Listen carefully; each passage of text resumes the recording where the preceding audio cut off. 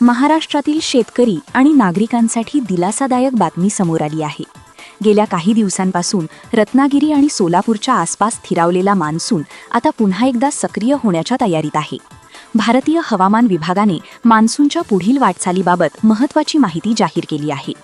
हवामान विभागाच्या ताज्या अंदाजानुसार 18 जूननंतर मान्सूनच्या प्रगतीसाठी पोषक वातावरण तयार होण्यास सुरुवात होणार आहे. अरबी समुद्र आणि बंगालच्या उपसागरातील हवामानातील बदलांमुळे मान्सूनला पुढे सरकण्यासाठी आवश्यक परिस्थिती निर्माण होत असल्याचे सांगण्यात आले आहे. याच पार्श्वभूमीवर 21 ते 22 जून दरम्यान मान्सून पुन्हा जोरदारपणे सक्रिय होण्याची शक्यता आहे. या काळात मान्सून राज्याच्या उर्वरित भागात वेगाने प्रगती करेल असा अंदाज हवामान विभागाने व्यक्त केला आहे. विशेष म्हणजे मुंबईसह कोकण, पश्चिम महाराष्ट्र, मराठवाडा आणि विदर्भातील अनेक भागांमध्ये पावसाचा जोर वाढण्याची शक्यता आहे. काही ठिकाणी मध्यम ते जोरदार तर काही भागांमध्ये मुसळधार पावसाचाही अंदाज वर्तवण्यात आला आहे. गेल्या काही दिवसांपासून उकाड्याने त्रस्त झालेल्या नागरिकांसाठी ही बातमी मोठा दिलासा देणारी ठरू शकते.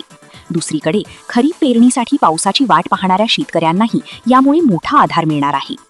एकंदरीत 21 ते 22 जून हा कालावधी महाराष्ट्रातील मान्सूनसाठी महत्त्वाचा ठरण्याची शक्यता असून त्यानंतर राज्यातील बहुतांश भागांमध्ये पावसाची चांगली हजेरी लागण्याची चिन्हे दिसत आहेत.